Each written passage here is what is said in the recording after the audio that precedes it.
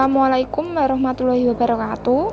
Sebelumnya, perkenalkan, kami dari kelompok 2 mata kuliah Arsitektur dan Organisasi Komputer akan mempresentasikan sedikit tentang sejarah atau evolusi komputer. Yang pertama, sejarah komputer generasi pertama yang menggunakan tabung vakum tahun 1946 sampai 1959.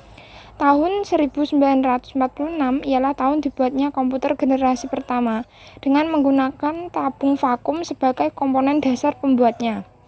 Tabung yang sebagai komponen dasar ini memang dikenal tidak efisien di beberapa aspek, sebab komponen tersebut cepat sekali panas ketika dipakai. Selain itu, komponen ini memerlukan daya listrik sangat besar dan pengoperasiannya.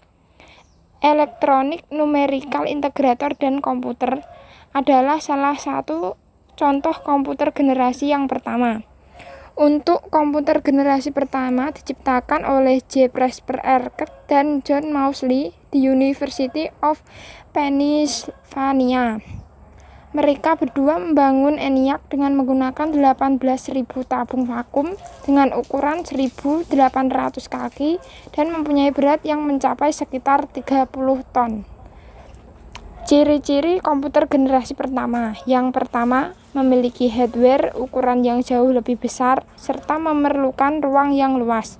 Yang kedua, instruksi operasi dibuat secara spesifik dan hanya dapat melakukan tugas tertentu.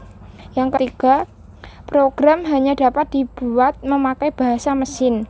Yang keempat, menggunakan silinder magnetik untuk menyimpan data. Yang selanjutnya, membutuhkan daya listrik yang sangat besar. Kemudian, perlu mesin pendingin karena cepat panas. Yang selanjutnya, memiliki kapasitas simpan yang kecil. Fungsi yang selanjutnya, kinerjanya lambat, memakai konsep stored program dan menggunakan magnetic core store sebagai memori utama. Yang terakhir adalah menggunakan tabung sampai sebagai sirkuitnya. Dan itu sedikit dari saya, yang selanjutnya akan dijelaskan oleh teman saya. 1959, komputer generasi kedua yaitu transistor mulai dikenalkan. Tahun 1959, komponen untuk membuat komputer memanfaatkan teknologi transistor, di mana tabung vakum yang berperan sebagai komponen pada komputer generasi pertama sudah tergantikan dengan adanya teknologi transistor. Sebab komponen ini kan dinilai menjadi jauh lebih efisien jika dibandingkan tabung vakum. Komputer dengan menggunakan komponen dasar transistor mempunyai ukuran yang lebih kecil jika dibandingkan tabung vakum, serta daya listrik yang diperlukan juga lebih kecil untuk bisa mengoperasikannya. Biaya untuk pembuatan dari generasi kedua ini jauh akan lebih terjangkau jika dibandingkan dengan penggunaan tabung vakum pada generasi pertama. Selain itu, pada komputer generasi kedua, bahasa pemrograman juga sudah dikembangkan jika sebelumnya menggunakan bahasa mesin, lalu untuk selanjutnya dapat digantikan dengan menggunakan bahasa assembly maupun bahasa simbolik. Dengan menggunakan bahasa pemrograman inilah, maka programmer akan dapat memberikan instruksi dengan memakai kata-kata.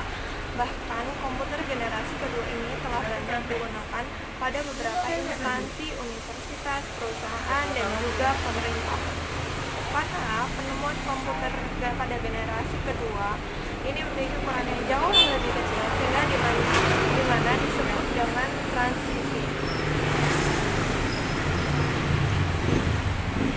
Mesin yang pertama kali memakai teknologi terbaru ini adalah superkomputer.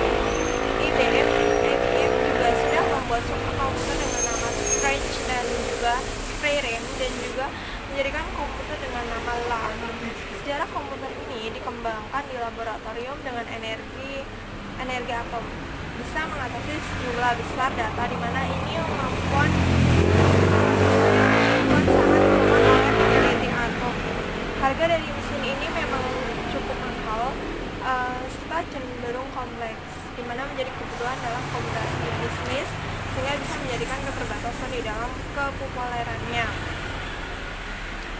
Fungsi dari komputer yang ada pada generasi kedua ini biasanya hanya dipakai untuk perhitungan ilmiah saja. Sejarah komputer yang ada pada generasi kedua ini telah mempunyai tempat pada sisi penyimpanan tersendiri, yakni dengan kapasitas memori utama yang diperoleh dari magnetic core storage serta memakai bentuk simpanan luar yang magnetic disk dan juga magnetic tape. Jika dibandingkan dengan tabung, transistor ini memang akan jauh lebih mudah dan jauh lebih efisien menjadi switch serta bisa diperkecil hingga skala mikroskopik. Sedangkan pada tahun 2002, para peneliti Intel sudah mengenalkan silikon ini dalam bentuk yang paling kecil dan juga paling cepat di dunia, di mana ukurannya sekitar 20 nanometer maupun sebanding dengan ukuran 1/milimeter, di mana ukurannya dipakai pada prosesor dengan bisa dipakai pada prosesor dengan kecepatan 20 GHz. Ciri-ciri komputer generasi kedua ini, yang pertama telah memakai operasi di dalam bahasa pemrograman pada tingkat tinggi Fortran dan Cator. Dua, kapasitas untuk memori utama juga sudah dikembang dari magnetic core storage menggunakan simpanan luar seperti magnetic tape dan juga magnetic disk, mampu untuk melakukan proses real time dan juga real sharing. Ukuran fisik juga sudah jauh lebih kecil dibandingkan dengan komputer di generasi pertama. Kinerjanya juga mulai lebih cepat, di mana sudah dapat melakukan jutaan operasi selama per detik. Daya listrik yang diperlukan juga jauh lebih kecil. Orientasi pemakaian program ini juga tidak lagi terpaku pada aplikasi bisnis, tapi juga pada aplikasi teknik.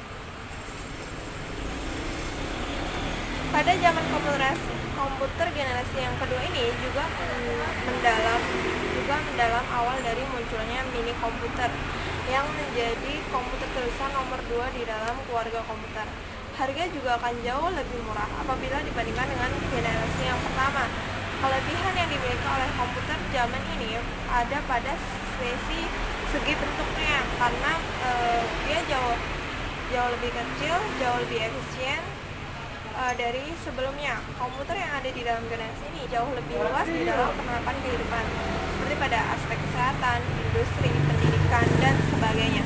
Namun komputer ini mempunyai kelemahan, yakni pada segi transistor yang mana banyak menghasilkan panas yang lumayan besar sehingga bisa berpotensi merusak beberapa bagian internal komputer, yakni seperti quartz atau batu kuarsa. Jelaskan ciri-ciri komputer generasi keempat dan komputer generasi kelima atau artificial intelligence. Oke, sekarang ciri-ciri komputer generasi keempat. Pertama, dapat menggunakan LSI atau Large Scale Integration. Kedua, sudah dikembangkan dengan memakai semikonduktor dan mikroprosesor yang berbentuk seperti chip untuk memorinya. Ketiga, dipasarkan juga pada sektor perorangan. Keempat, selalu muncul komputer terbaru yang lebih efisien dan mudah dibawa kemana-mana seperti laptop. Nah, sekarang komputer generasi kelima atau artificial intelligence ini pada masa sekarang dan masa depan nanti, sampai masa depan nanti. Pada generasi kemudian ini sebenarnya masih tahap pembangunan, di mana generasi ini akan mempunyai teknologi yang dibuat dengan berdasarkan kecerdasan buatan atau artificial intelligence. Pengembangan komputer generasi kelima ini bertujuan untuk dapat menghasilkan perangkat komputer yang dapat merespon menggunakan bahasa yang digunakan manusia. Tidak cukup sampai di situ, komputer generasi ini diharapkan dapat mempelajari lingkungan di sekitarnya serta dapat menyesuaikan dirinya sendiri. Dan ciri-cirinya komputer generasi kelima ini yaitu komputer masih menggunakan teknologi LSI seperti komputer generasi keempat yang tadi, namun akan mempunyai banyak pengembangan. Jadi ada perkembangan dari LSI di komputer generasi keempat lagi berkembang di komputer generasi kelima ini. Dua, memiliki fitur yang terus berkembang setiap tahunnya. Tiga, semakin cepat dalam proses informasinya. Jadi lebih cepat dari komputer-komputer generasi yang sebelumnya seperti 1, 2, 3, 4. lebih cepat generasi kelima daripada yang lainnya. Keempat, komputer itu memiliki kemampuan untuk mendengar, berbicara, memilihat, dan pastinya lebih canggih lagi dari komputer generasi sebelumnya. Bahkan dapat memberikan kesimpulan layaknya manusia. Jadi bisa memberikan kesimpulan seperti saran atau pendapat atau sebagaimanapun itu dari komputer generasi kelima ini nanti akan diperkembangkan di masa depan nanti atau pada tahun ini. Oke, terima kasih. Komputer generasi keempat. 1. Dapat menggunakan LSI. 2. Dikembangkan dengan memakai semikonduktor dan mikroprosesor yang berbentuk seperti chip untuk memonitornya. 3. Dipasarkan juga pada sektor perorangan. 4. Selalu muncul komputer terbaru yang lebih efisien dan mulai dibawa kemana-mana seperti laptop. Lalu komputer generasi kelima atau artificial intelligence sekarang dan masa depan. Pada generasi kelima ini sebenarnya masih tahap pembangunan atau tahap pembuatan yang dimana generasi ini akan mempunyai teknologi yang dibuat berdasarkan kecerdasan buatan atau artificial intelligence. Pengembangan komputer generasi kelima ini bertujuan untuk dapat menghasilkan perangkat komputer yang dapat merespon menggunakan bahasa yang digunakan manusia. Tidak cukup sampai di situ, komputer generasi ini diharapkan dapat mempelajari lingkungan di sekitarnya serta dapat menyesuaikan dirinya sendiri. Lalu ciri-cirinya komputer generasi kelima yaitu: pertama, komputer masih menggunakan teknologi LSI, namun akan mempunyai banyak pengembangan. 2. Memiliki fitur yang terus berkembang setiap tahunnya. 3. Semakin cepat dalam pemrosesan informasi. 4. Komputer memiliki kemampuan untuk mendengar, berbicara, melihat, dan pastinya lebih canggih lagi, bahkan dapat memberikan kesimpulan layaknya manusia.